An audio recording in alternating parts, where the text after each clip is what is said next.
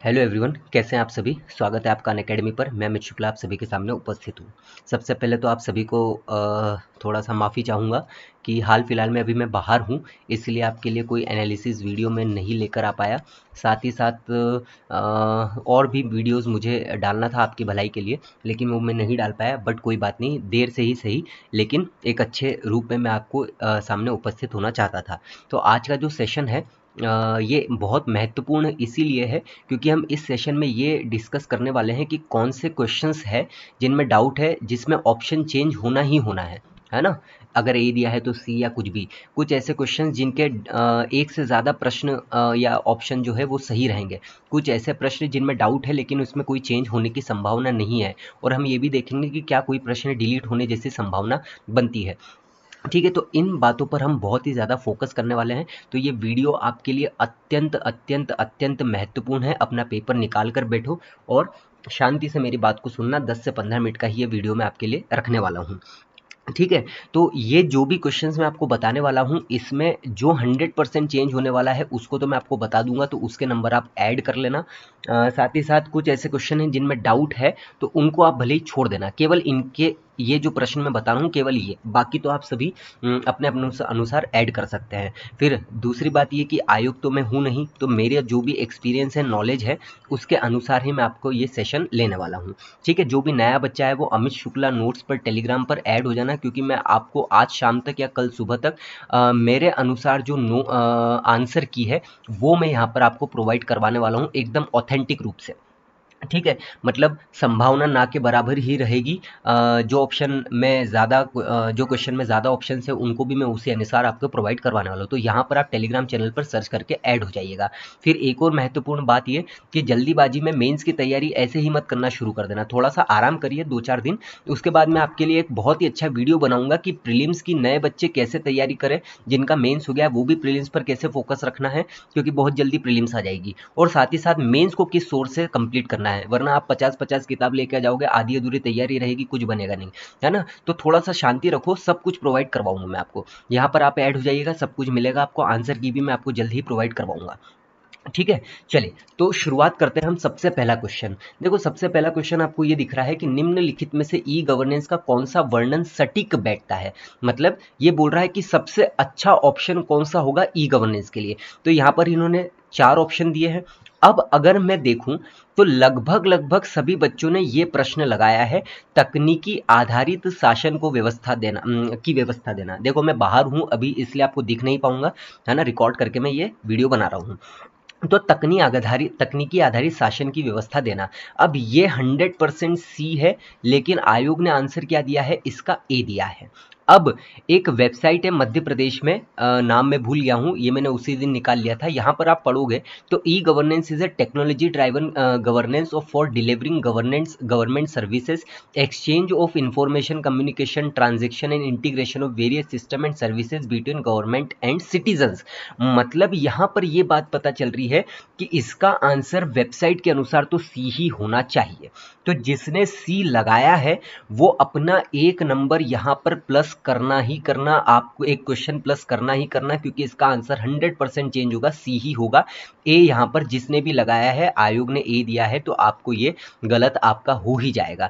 लेकिन अब बहुत महत्वपूर्ण बात है, आपको यहाँ पर ये क्वेश्चन दिख रहा है, ये यूजीसी नेट जेआरएफ की एग्जाम में 2019 में पूछा गया है। सेम टू सेम क्वेश्चन है यही वाला, और इसमें यूजीसी नेट ने ए बी और सी तीनों माने हैं। मतलब अगर हम वेबसाइट के अनुसार देखें तो जिसने सी लगाया है उसका तो 100% होना ही होना है। ठीक है, सही। लेकिन यहां पर एक बात पता चल रही है कि इसका आंसर, अगर नेट जेआरएफ यूजीसी वाला सही मान रहा है तीनों को, तो आयोग को भी मानना ही पड़ेगा, क्योंकि कोई डिपार्टमेंट अलग माने कोई डिपार्टमेंट अलग माने, ऐसा नहीं हो सकता। तो फिर इसका आंसर क्या होगा, ए बी और सी। तो आप इस पर आपत्ति जरूर लगाएंगे, है ना। बिल्कुल आपत्ति लगा देना, यहाँ पर आपका प्रश्न सी होगा ही सही, या A B C. Most probably तो इसका आंसर ए बी और सी ही होना चाहिए, डी नहीं होगा। तो जिसने डी लगाया है वो गलत है। ठीक है, सी वाले तो अपने नंबर 1+ करना ही सही, और बाकियों के लिए भी ए बी सी भी सही मान लिया जाएगा यहाँ पर। ठीक है, अगले क्वेश्चन की बात करते हैं, सोशल मीडिया अनुकूलन क्या है।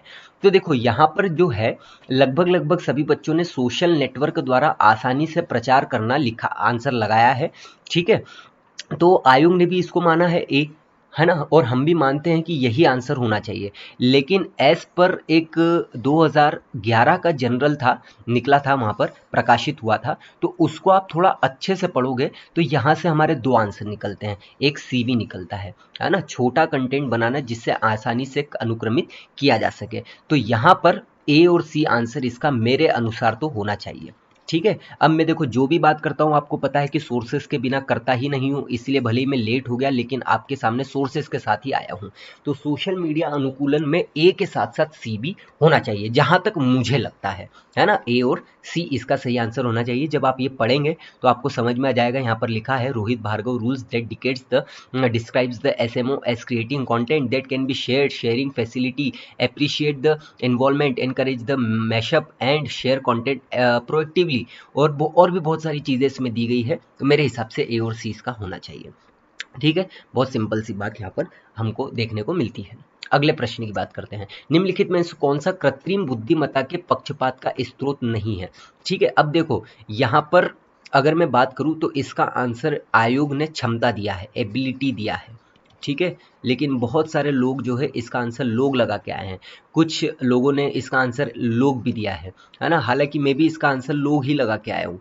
लेकिन किसी एक बच्चे ने मुझे बताया है, और वास्तविकता में सही भी बात है ये, बट इसका सोर्स मिल नहीं रहा है। बिहार पीएससी ने सेम क्वेश्चन पूछा है और उसने इसका आंसर पीपल ही दिया है, लेकिन ये सोर्स मुझे कहीं मिल नहीं रहा है। तो मेरे हिसाब से तो देखो इसका आंसर सी होना चाहिए, बट अब सोर्स नहीं है तो इसलिए मैंने सामने आपके रखा नहीं है ना। तो मेरे अनुसार इसका आंसर सी होना चाहिए, लोग होना चाहिए, क्षमता नहीं होगा जो आयोग ने दिया है। अब एक बात और यहाँ पर पता चलती है कि जहाँ पर जैसे बिहार जैसे फॉरेस्ट मेंस में एमपीपीएससी के हो चुका है, अगर आप आपत्ति लगाओगे तो ही उस प्रश्न में चेंज होगा, वरना आयोग कभी स्वतः संज्ञान लेके करे तो बात अलग है। वरना कोई ऐसा प्रश्न भी हो सकता है जिसमें ऑप्शन चेंज होगा, हो सकता था 100%, लेकिन कोई आपत्ति ही नहीं आई है तो फिर वो फाइनल आंसर की, मॉडल आंसर की वाला ही मानेगा। ठीक है, तो इसका आंसर मेरे अनुसार सी होगा। आगे की बात करते हैं, निम्नलिखित में से किस अरबी लेखक ने कलचुरी शासक गांगीदेव उसकी राजधानी त्रिपुरा का विवरण दिया था। अब देखो मैं आपको एक बात बता दूं कि अभी तक का हमारा रिजल्ट हमेशा सर्वश्रेष्ठ रहा है। आप पिछले 3 साल की पीएससी उठा के देखिए, जो भी बच्चे पढ़ रहे हैं उनको पता है कि हर बार कट ऑफ से 10-10 नंबर ऊपर गया है। इस बार भी 81 के लगभग लगभग questions as it is notes में से आए हैं, जो मैं जल्द ही आपको विद प्रूफ भेजूंगा। आप चाहो तो गूगल ड्राइव में भी देख सकते हो। अब देखो ये वाला क्वेश्चन जो है मैंने आपको साफ साफ ये देखो अपने नोट्स में लिखा हुआ है, गांगीदेव हेडिंग डलवाई थी मैंने, फिर महोबा अभिलेख में गांगीदेव को विश्वजीत कहा गया है एवं अल बरूनी ने अपने भौगोलिक विवरण में डाहल का शासक कहा है। मतलब यहाँ पर एट प्रेजेंट में कौन थे, अल बरूनी थे। तो यहाँ पर अपने नोट्स के अनुसार और सरकार के अनुसार इसका आंसर तो अल बरूनी ही होना चाहिए, है ना। ये तो ठीक है अल बरूनी, लेकिन अब प्रश्न में दिक्कत क्या है वो मैं आपको बता देता हूँ। ठीक है, अब ये मैं अपनी रिसर्च के साथ बता रहा हूँ, हो सकता है इसमें चेंज ना भी और हो सकता है चेंज हो भी जाए। जैसा कि मैं आपको फिर से बता रहा हूँ कि अपन ने अल बरूनी लिखा है, तो जिसने भी पढ़ के लगाया है अल बरूनी आपका सही है एकदम। लेकिन जब आप अल बरूनी के बारे में पढ़ोगे तो अल बरूनी एक फारसी विद्वान लेखक था, ना कि अरबी लेखक था। ये यहाँ पर एक बहुत बड़ा पेच फंसता है। फिर से अगर आप पढ़ोगे कि अल बरूनी जो ख्वारिज्म का था, ईरान मतलब, एक फारसी विद्वान लेखक, वैज्ञानिक, धर्मज्ञ तथा विचारक था। लेकिन यहाँ पर क्या पूछा गया है, अरब लेखक। तो ये तो फारसी विद्वान लेखक था, ना कि अरब लेखक। एक तो इसके सिक्के का एक पहलू तो ये हो गया। अब दूसरा एक पहलू और है कि इसने तहकीक हिंद जो लिखी थी, है ना, तहकीक ए हिंद जो लिखी थी वो किस में लिखी थी, वो भाई साहब इन्होंने अरबी भाषा में ही लिखी थी। तो फिर दूसरा पहलू ये निकल कर आ जाता है, मतलब कि भैया ये था तो फारसी विद्वान लेखक। अगर फारसी विद्वान लेखक मान रहे हैं तो प्रश्न ही डिलीट होना चाहिए। लेकिन अगर आप देखोगे तो इसने रचना अरबी में भी की है, तो रचना के अनुसार फिर ये प्रश्न डिलीट नहीं होगा। ठीक है, तो इस पे ऑब्जेक्शन लगाया जा सकता है, लेकिन फिर दो पहलू है इसमें। अगर आप लेखक के रूप में मान रहे हो तो ये फारसी है ना कि अरबी, लेकिन इसने किताब लिखी है अरबी में भी कुछ ना कुछ। ठीक है, तो यहाँ पर ये बात पेच फंसता है। तो जिसने अल बरूनी लगाया है वो अल बरूनी ही माने, है ना, इसके अलावा इसका कोई उत्तर नहीं हो सकता है किसी भी प्रकार से। लेकिन पेच आपको मैं एक बता चुका हूँ। ठीक है, आगे की बात कर रहे हैं। निम्नलिखित में से कौन सा प्रसिद्ध ढोकरा कला के लिए सही नहीं है? अब देखो, मैंने साफ साफ साफ साफ यूट्यूब पर पढ़ाया था। अब एक कोई महाशय है, कोई ज़्यादा समझदार व्यक्ति था, तो मैंने ये स्क्रीनशॉट डाला था। तो व्यक्ति बोलता है कि इसमें कहाँ लिखा है ऑप्शन के अनुसार कि इसमें इसके अनुसार पूरा ऑप्शन आंसर कहाँ से सही होता है? तो मैंने बोला, मैंने कुछ बोला नहीं, मतलब मैं आपको बता देता हूँ, शायद वो देखे तो। देखो, पहली बात तो ढोकरा शिल्प बैतुल, ये वाला प्रश्न सही हो गया। ठीक है, अब जरी के बटुओं के लिए विशेष तौर पर किया जाता है। ठीक है, अब बाकी सही तो नहीं हो रहा है, लेकिन अगर आपकी आंखें हैं तो आप यहाँ पर धातु मेटल भी तो देख रहे हो, तो यह एक अलेहो धातु ढलाई कला है। ठीक है, अब मतलब ये वाला प्रश्न तो गलत हो रहा है क्योंकि दो तो ऑप्शन सही हो ही गए हैं। ठीक है, अब सभी कथन सही है। तो देखो, यहाँ पर ढोकरा कला के लिए आयोग ने माना है सी, लेकिन अब यहाँ पर पेच फंस रहा है। सभी बच्चे, आप जिसने भी डी लगाया है उसका भी सही होगा। ठीक है, जिसने सी लगाया है उसका भी सही होगा। क्यों सही होगा भैया? सभी कथन सही है, इसके अनुसार तो ये गड़बड़ घोटाले वाली बात होगी ना, मतलब ये भी तो सही हो रहा है ना, जबकि ये तो गलत है। तो कुल मिला के ये ऑप्शन में गलती हो रही है। ठीक है, तो ऑप्शन में गलती हो रही है, तो इसका मतलब ये कि सी तो ठीक है, 100% सही है, लेकिन आपने ऑप्शन गलत फ्रेम कर दिया ना, तो फिर तो यहाँ पर सी और डी दोनों होना चाहिए। ठीक है, बात समझ में आ रही है? तो ये मेरे अनुसार तो यहाँ पर ये पेज फंस रहा है, वरना फिर अगर इसमें कुछ और ऑप्शन दे देता ना, तो फिर तो इसका आंसर सी ही होता। तो सी और डी में यहाँ पर बात है और दोनों ही सही मान लिया जाएगा। ये एक प्लस पॉइंट होना ही चाहिए।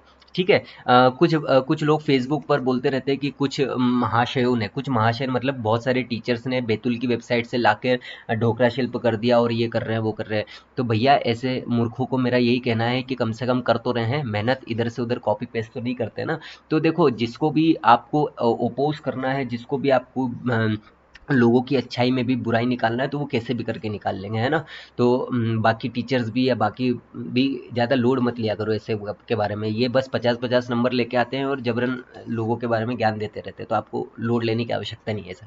ठीक है, तो ये एक ढोकरा शिल्प के बारे में मैंने आपको बता दिया। निम्नलिखित में से किस स्थान पर बौद्ध गुफाएं स्थित नहीं है?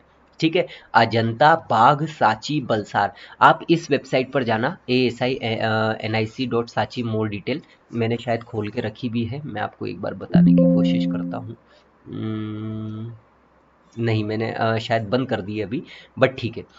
देखो, बलसार तो ठीक है, बहुत कोशिश करी गई बलसार के बारे में पढ़ने के लिए, लेकिन बलसार के बारे में कुछ मिला नहीं। मतलब यहाँ पर बलसार तो सही होना ही है ना, बलसार तो है ही सही, लेकिन आयोग के अनुसार, लेकिन सांची में कहीं भी गुफाएं नहीं है, याद रखना। तो इसका आंसर सी और डी 100% होगा, 100%, है ना, ये बात याद रखना। और इसके सोर्स के लिए आप इसको यूज़ कर लेना, पढ़ लेना, स्क्रीनशॉट भेज देना, और कुछ आपको करने की आवश्यकता नहीं है। भारत में कोयले के सकल उत्पादन के संदर्भ में मध्य प्रदेश का देश में स्थान कौन सा है? बहुत सारे लोगों ने इसके बारे में बहुत कुछ बोला है। ठीक है, ये मैंने देखो सीधा सीधा टेस्ट में पूछा था, कोयला उत्पादन में मध्य प्रदेश में देश में कौन से स्थान पर है। लगभग आखिरी 15 दिन जो मैंने टेस्ट लिया था ना, 10 से 12 क्वेश्चन एज इट इज आए हैं, जो मैं आपको फिर भी भेजूंगा, है ना, स्टेटस पे भी लगाए हैं, टेलीग्राम चैनल पर भी भेजा है। तो बहुत फायदा हुआ है, टेस्ट का भी, नोट्स का तो हुआ ही हुआ है। तो ये टेस्ट में पूछा था। अब देखो, ये आईबीएम की रिपोर्ट है, ये वाली कौन सी, ये वाली आईबीएम की रिपोर्ट है। अब इसमें आप देख लो, Chhattisgarh is the largest coal producing state with the share of, followed by Orissa and Madhya Pradesh. इसके अनुसार क्या हो रहा है, आयो 3rd नंबर पर हो रहा है। लेकिन आप इकोनॉमी सर्वे की वेबसाइट पर इकोनॉमी सर्वे देखोगे 2022-23 का, तो वहां पर ये लिखा है the state ranks 4th in the country of the gross production of कोल।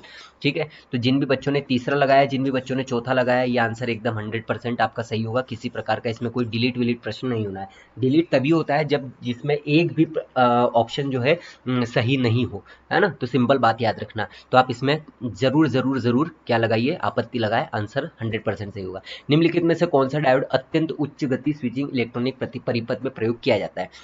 अब देखो ये जेनर डायोड की डेफिनेशन मैंने लिखाई थी आपको। एवलांच वोल्टेज डायोड भी बोलते हैं इसको। अचानक से आ जाने वाले वोल्टेज से बचने के लिए जब कभी वोल्टेज ज़्यादा हो जाता है तो जेनर डायोड ऑपोजिट डायरेक्शन में फ्लो का डायरेक्शन देता है। ठीक है। अब आयोग ने दिया है इसका आंसर टनल डायोड। अब टनल डायोड के बारे में अगर आप देखो तो 100% सही माना जा रहा है कि the tunnel diode is use for very fast switching device in a computers. It is also use in high frequency oscillators and amplifier. Schottky diodes are widely use in dash dash dash dash. अब देखो जो पूछा गया है उसके अनुसार तो tunnel diode एकदम सही दिख रहा है ना, very fast switching device in computers. लेकिन अब शॉर्टकी डायोड के बारे में पढ़ो आप। The Schottky diode is a type of metal semiconductor junction diode which is also known as hot carrier diode, low voltage diode और शॉर्टकिट बैरियर डायोड। मतलब यहाँ पर ये बोला गया है कि Schottky diode offers fast switching action as and a low forward voltage drop. इसका मतलब ये है कि यहाँ पर आंसर शॉर्टकी डायोड आना चाहिए।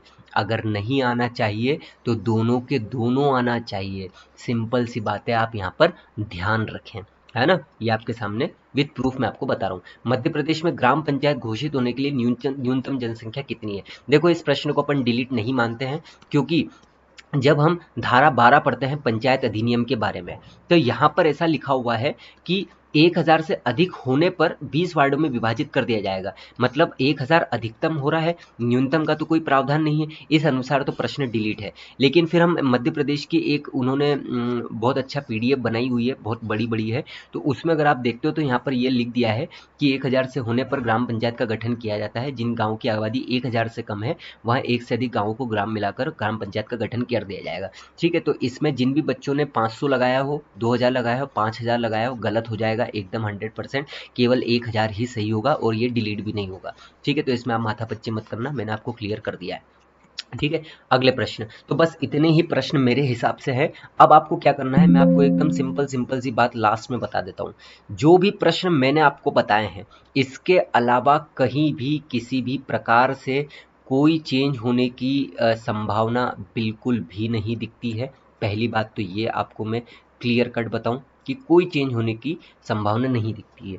अब जो आयोग ने आंसर दिया है और जो मैं आपको बता रहा हूं, तो ऐसे कोई भी क्वेश्चन आपको लग रहे हैं जिसमें ऊपर नीचे हो सकता है ना, आप उसमें क्या कर लो, उसमें प्लस करके रख लो। डिलीट वाले कोई क्वेश्चन नहीं है, बस अल बरूनी वाला जो मैंने आपको पेज बताया है बस उसको अपन थोड़ा सा देख सकते हैं या समझ सकते हैं, बाकी तो कोई डिलीट होने वाला नहीं है। हाँ, अब बस इतनी सी बात है कि जब आंसर की आएगी तो उसमें तो एक एक प्रश्न जो जो मैंने आपको बताया है उसमें चेंज होना है। तो कैसे चेंज होना है, उसमें चेंज ऐसे होना है कि एक से ज़्यादा ऑप्शन सही मान लिए जाएंगे। तो इससे तो फायदा ही होना है ना, नुकसान तो कहीं नहीं होना है। तो आपको जहां पर अपने आप में लग रहा है कि हाँ सही बात है, इसको मैं डाउट में रख लेता हूँ और उसके बाद अपना प्लस कर लेता हूँ, नंबर जोड़ लेता हूँ, तो वो आपको आगे फायदा ही होगा। मतलब कुल मिला के नुकसान होने की आवश्यकता होना नहीं है। ठीक है। लास्ट में एक बात और कहूंगा मैं आपसे कि मैं बहुत ही जल्द प्रीलिम्स के लिए और मेंस के लिए कोर्स शुरू करने वाला हूं, चाहे नया बच्चा हो चाहे पुराना बच्चा हो।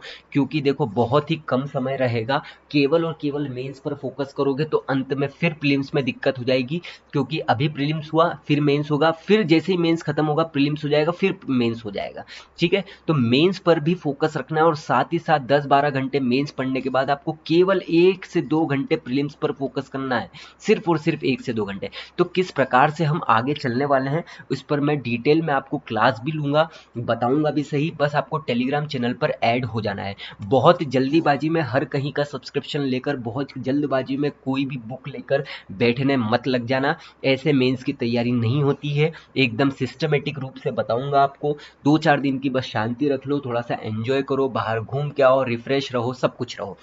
ठीक है, सिंपल। और रेफरल कोड आपको पता है अमित 93 लाइव, इसका यूज कर लेना सब्सक्रिप्शन लेने के लिए, है ना। अभी अभी अभी इसका वो ले लो आप स्क्रीनशॉट, ताकि आप सब्सक्रिप्शन ले सको। अमित 93 लाइव, बिना स्पेस बिना कॉमा के, है ना। ये सब्सक्रिप्शन इसी का यूज करके लेना है, क्योंकि मैं ग्रुप बनाऊंगा जिसमें मेंस प्रीलिम्स वाले सभी रहेंगे। बहुत शानदार तरीके से हम तैयारी आगे करने वाले हैं। बाकी सभी को बहुत बहुत धन्यवाद भरोसा रखने के लिए, करने के लिए, है ना। जय हिंद, जय भारत, जय महाकाल। जल्दी ही अपन मिलते हैं। Thank you.